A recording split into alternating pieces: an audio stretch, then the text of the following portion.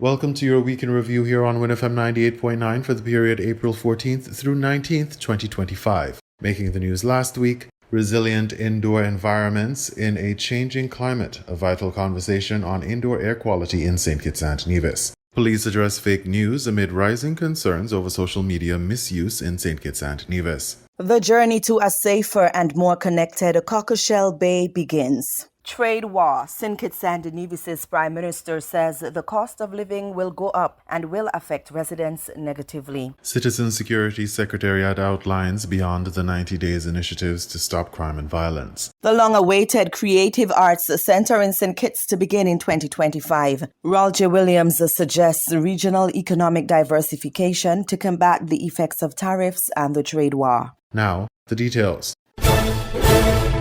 On April 16, 2025, the In Focus program hosted an enlightening discussion titled Resilient Indoor Environments in a Changing Climate, featuring Dexter Fassel, chair of the newly established Indoor Air Quality IAQ Task Force, and Dr. Jazel Rowland, a member of the same body. The conversation offered valuable insights into the importance of indoor air quality, particularly in light of evolving environmental challenges. Indoor air quality basically speaks to the quality of the quality of the indoor environment where we live.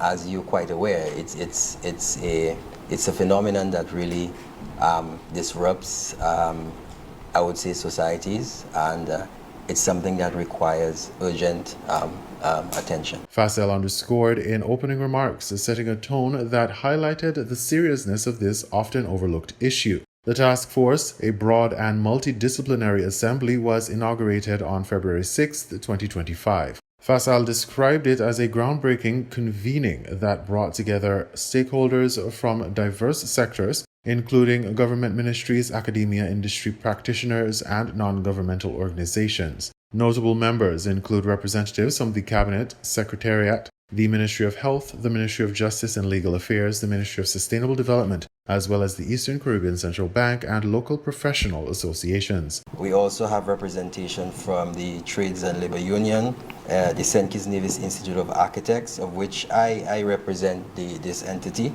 I'm currently the sitting president of the SKNIA, the St. Kitts Nevis Chamber of Industry and Commerce, St. Kitts Nevis Building Contractors Association.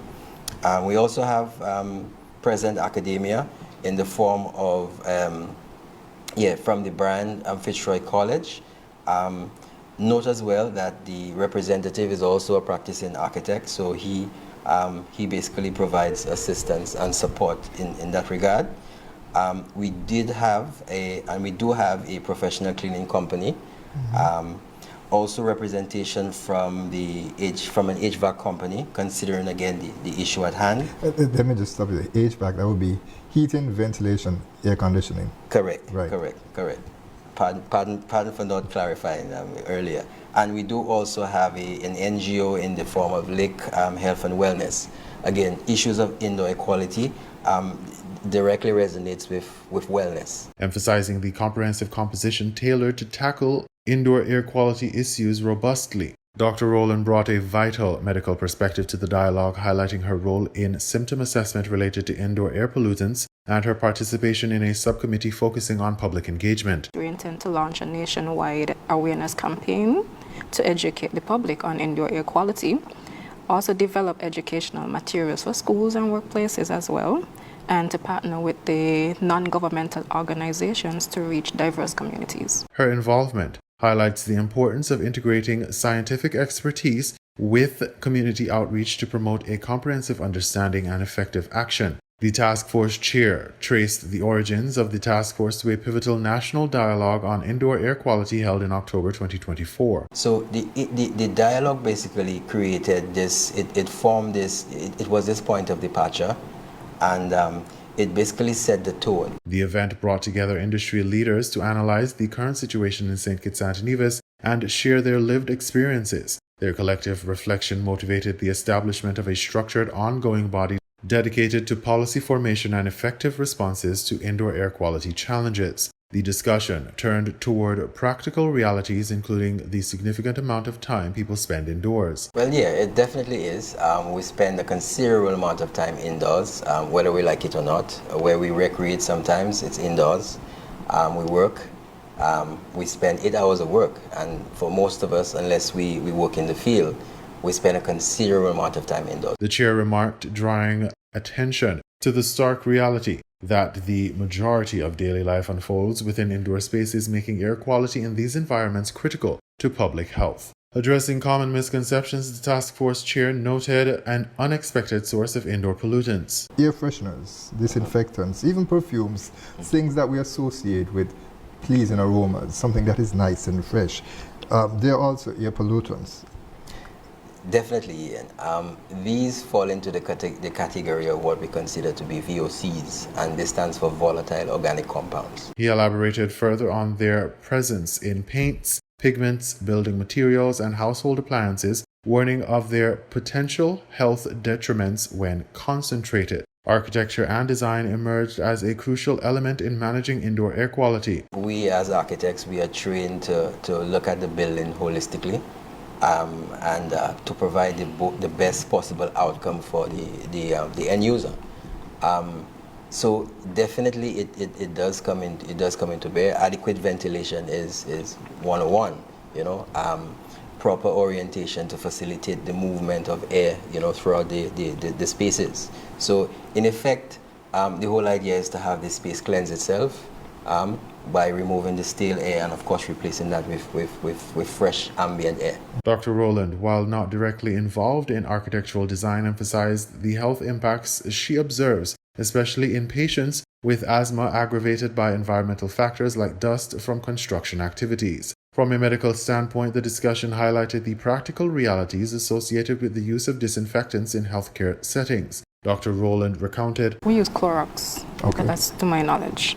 I've never picked up a whiff of ammonia since I've been there, and that's about 2 years now. dispelling worries about older, more hazardous substances still in use. Responsible to basically set the tone for the tone and structure for what will be eventually this policy, draft policy document. Key aims include recommending indoor air quality monitoring standards and enforcement mechanisms, promoting public health education, advocating for sustainable design practices that leverage local vegetation and landscape, and establishing complaint and response protocols. A key priority is creating A structure that is free of bias.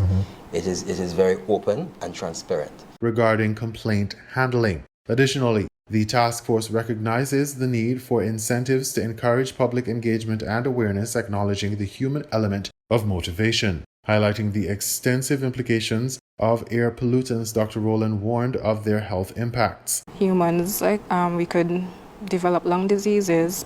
Persons with asthma or allergies can have worsened attacks, headaches, dizziness. In terms of animals, they're kind of lung issues pretty similar to us. She further noted the environmental concern of bioaccumulation, where toxins concentrate through food chains, threatening the reproduction and survival of species, underscoring the interconnectedness of human health and the broader ecosystem. Regarding plant life essential for oxygen production, Dr. Rowland explained that pollutants Lowers the plant's defense mechanisms against pests or plant diseases. posing risks to agriculture and food security. Practical advice for residents was also shared during the program. Dr. Rowland recommended regular cleaning, maintaining air conditioning systems diligently, addressing any moisture or musty odors promptly, and If there is fresh air, provided there is no burning or smoke in the environment, open your windows, let the fresh air come in, remove the stale, get rid of the stale air. this guidance reinforces simple steps individuals can take to support healthier indoor environments. The role of plants in improving air quality was touched upon, although Dr. Rowland admitted a lack of specific knowledge about which plants are most effective. The chair of the Indoor Air Quality Task Force introduced the concept of biophilic design, which This is basically the incorporation of design and the outdoors into indoor environments, again for a more holistic and a more balanced sort of well-being. So one of the things persons could take into consideration as well is the fact that we live in the tropics. We are surrounded by nature. If we are to design a house, as much as possible, we should try not just have plants on the inside, but as much as possible allow the indoor to interact with the outdoors, right? Consider small atriums, it goes a long way. This design philosophy, especially relevant in the tropical context of St. Kitts and Nevis, aims to foster holistic and balanced well-being by connecting inhabitants with nature. Facel also emphasized the importance of vigilance in building maintenance, particularly in preventing moisture intrusion. Sometimes they can be very evasive, and it takes a bit of investigating, careful investigation to basically identify those sources of moisture penetration, whether it be in the roofs, whether it be in the walls, and we don't necessarily see much intrusion in the floors, but it happens as well.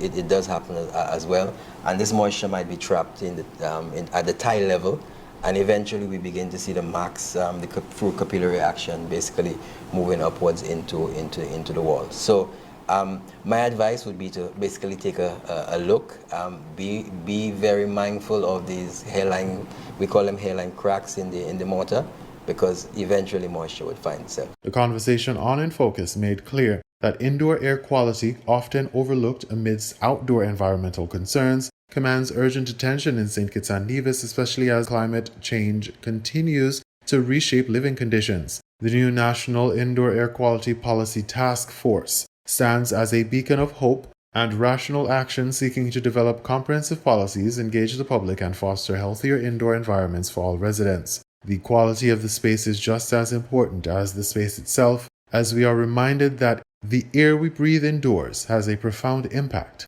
on our health.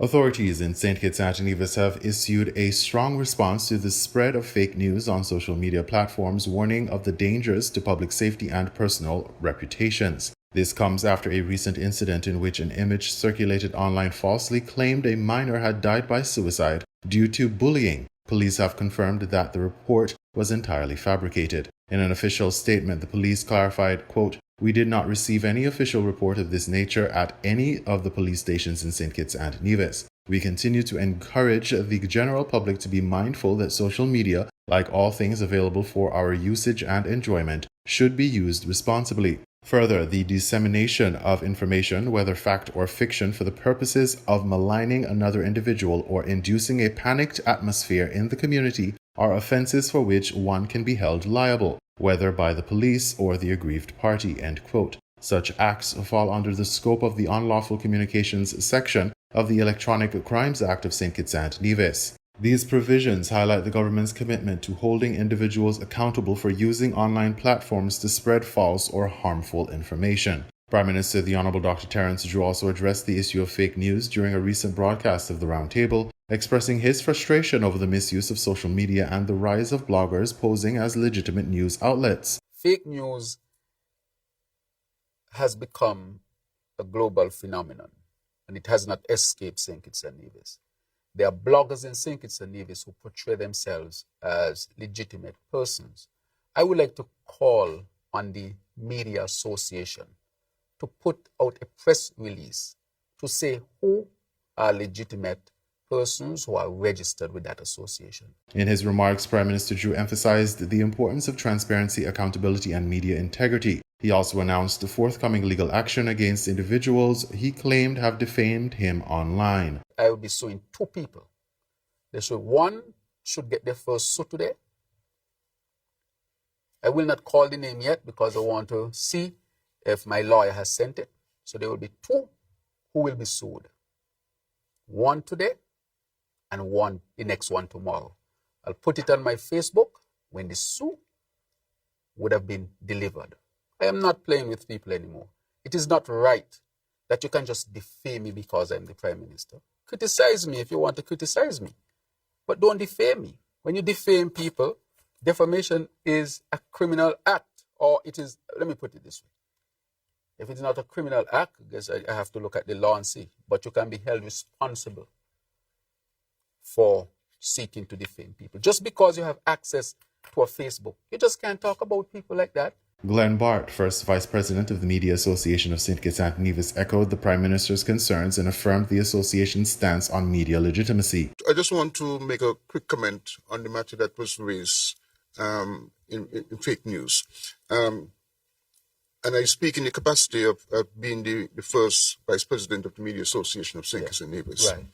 And just this morning, in the last couple of days, actually, we have been aware of a publication that has been going around, which is fake news, AI generated.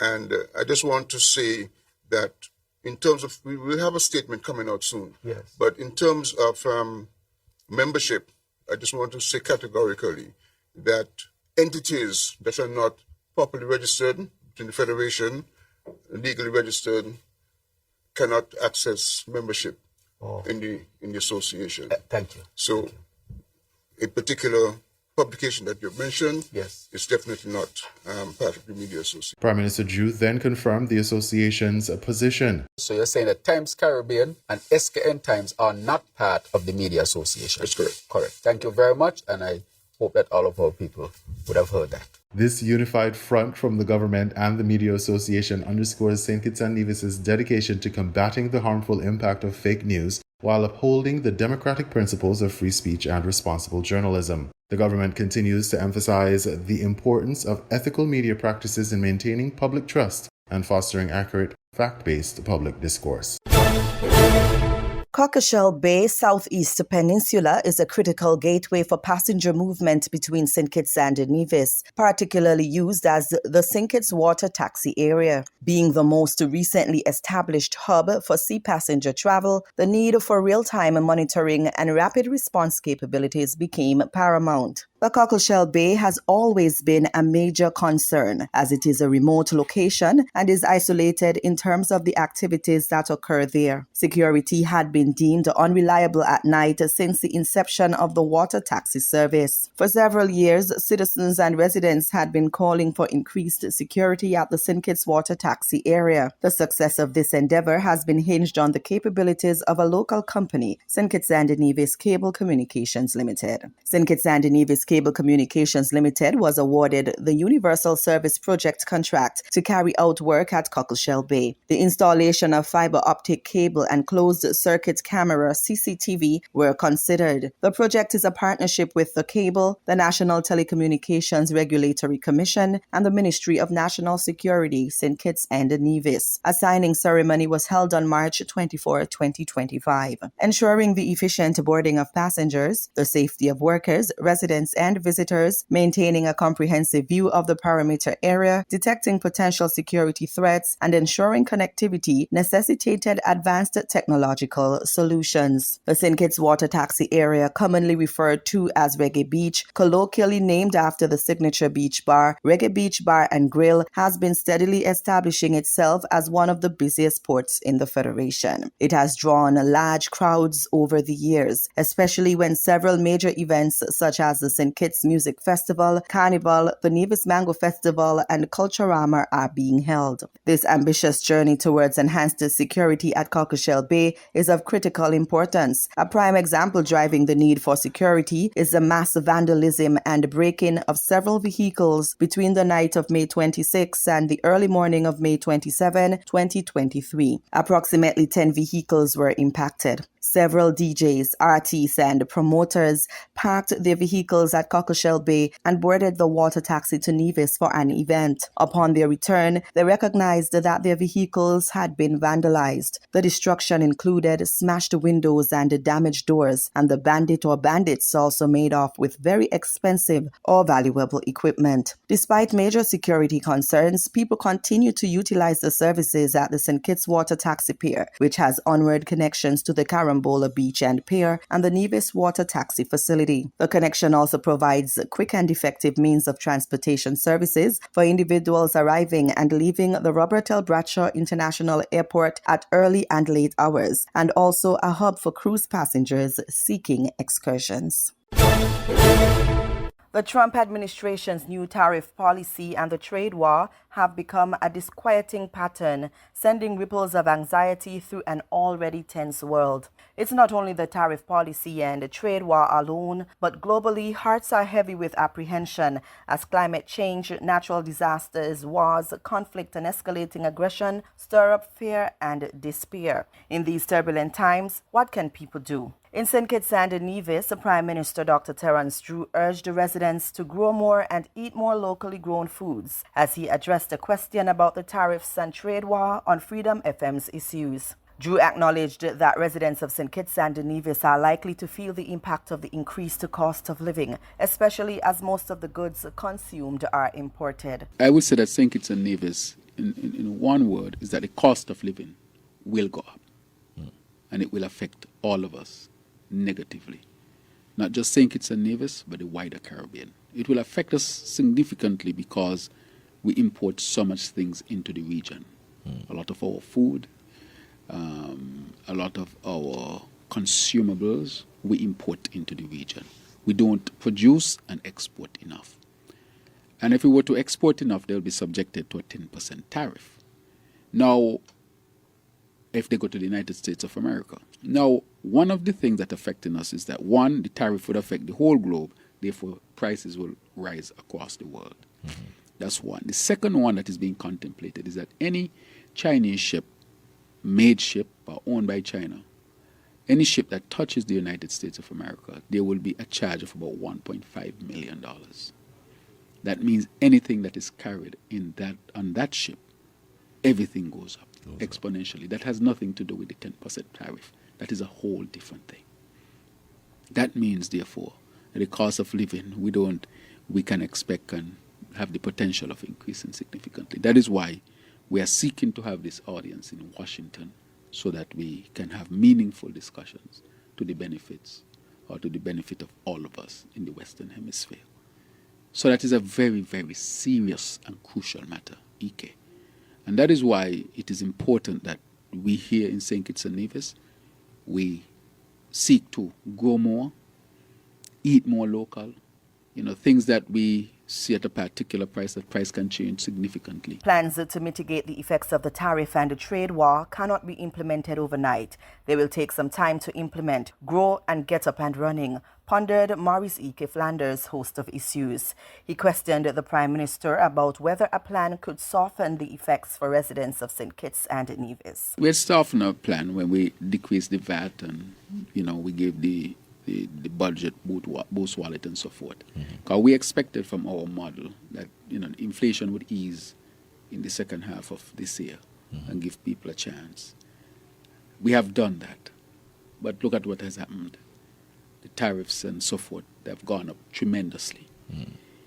It is going to be very challenging for any country to deal with them. We have to quickly. That is why I kept saying that we have to diversify and look for other ways as quickly as possible. The government established a farm to help support farmers with food production, a key priority for food security and economic diversification.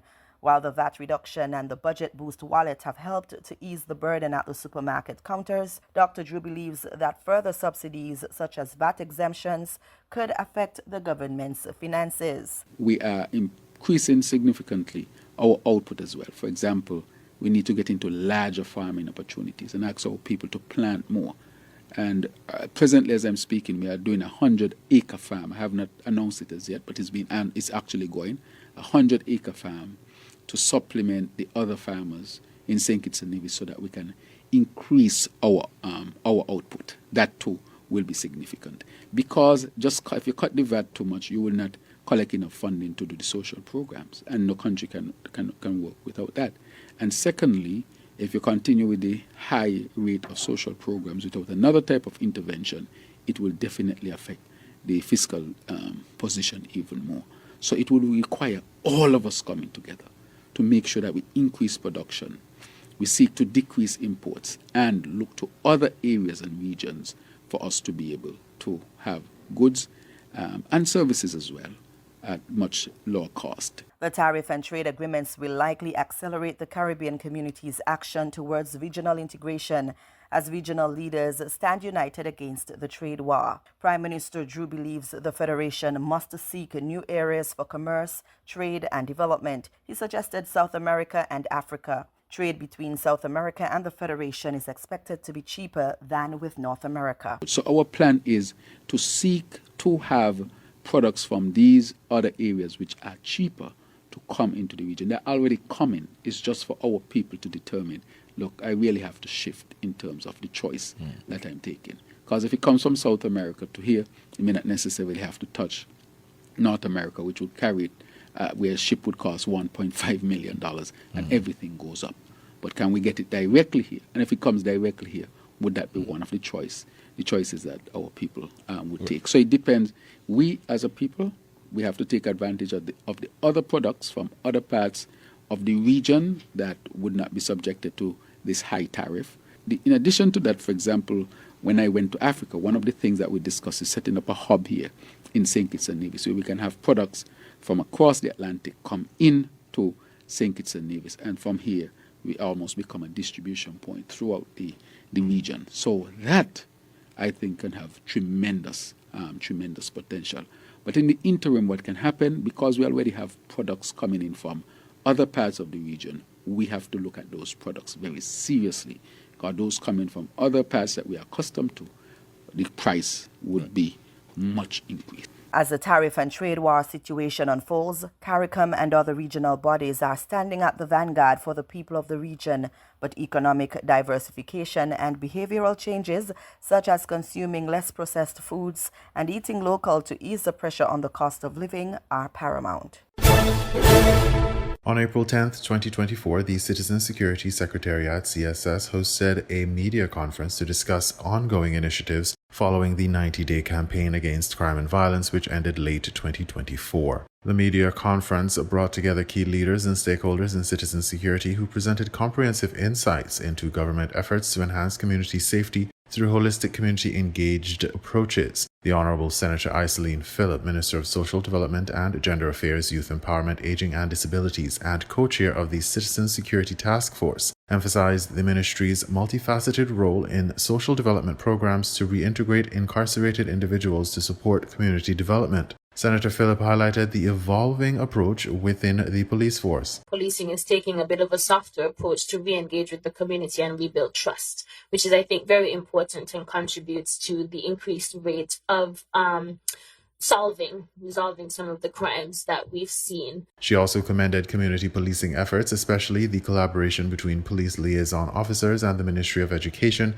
aimed at addressing the rising issue of drug abuse among youth, exacerbated by the decriminalization of cannabis. Minister Phillip expressed optimism about programs such as the National Intervention Team's efforts in schools that work to mitigate this root cause of violence and crime. Drug abuse was number 4 in terms of the top-rated root causes for crime and violence. And of course, we're in an environment where cannabis has been decriminalized, and I think schools have been reporting increased use amongst young people. But thanks to the National Intervention Team and program through TAPS, I believe it's called, the community policing officers are in the schools and are rolling out that program. So just want the public to be aware that we recognize and acknowledge these gaps. And of course, there's efforts being made through the police to strengthen partnerships and improve community policing to rebuild trust in the community. Alicia Collins, family counselor at the Citizen Security Secretariat, detailed the CSS's expansive community-based initiatives. Collins articulated the Secretariat's focus on promoting healing and behavioral change through early intervention and family support programs. She explained the importance of assisting families grappling with trauma and improving communication within homes, noting the increasing acceptance of mental health conversations that were once taboo. We see families are reaching out to us.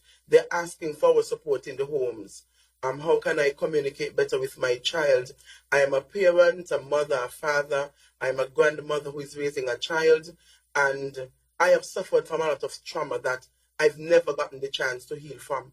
How can I not pass on this trauma to my children? And these are things that we have parents are saying to us. And this is a huge turning point for us here in our society. As we know, our mental health and counseling was seen as a taboo once ago.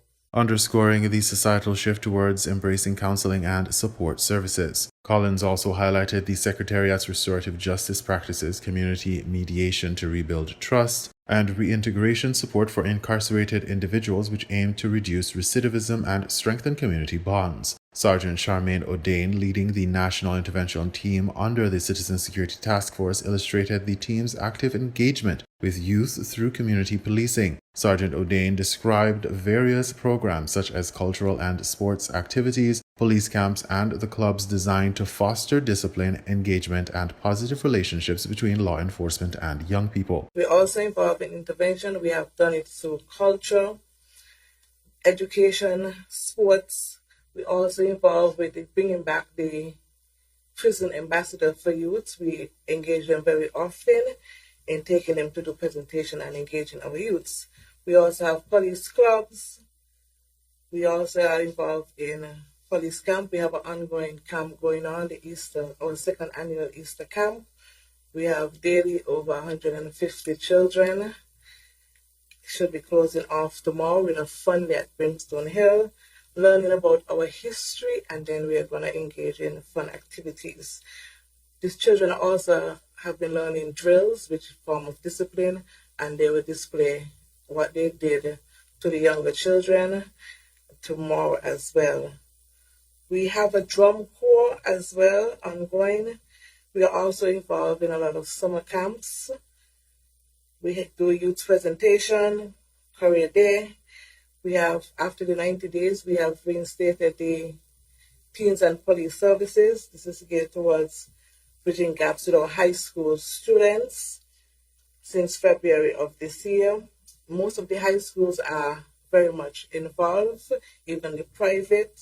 Eartha Carey, coordinator of the Citizen Security Secretariat, expressed gratitude towards stakeholders and partners who have supported the national strategy to address crime and violence through a public health lens. Carey reflected on the impact of the 90-day campaign as, quote, a catalyst for national dialogue and action, unquote, that unearthed the root causes of violence and amplified the voices of affected communities. She detailed upcoming projects, including early childhood engagement programs targeting preschools in both islands and the planned Better Opportunity Fairs to be held in partnership with the Royal St. Christopher and Nevis Police Force between May and July. These fairs aim to provide at-risk youth and families with career readiness programs, parenting support, and skills training to break the cycles of societal and economic disadvantages. Carey further noted plans for community re-engagement to track evolving needs and extend support, emphasizing the long-term nature of the effort. Looking ahead, we will return to our communities. Again, like Mr. Richards mentioned, we're going to be re-engaging them with residents, gather updated statistics, and continue providing support where it's most needed. This is a long-term commitment, and we are supposed to be doing it together, so it's all hands on deck.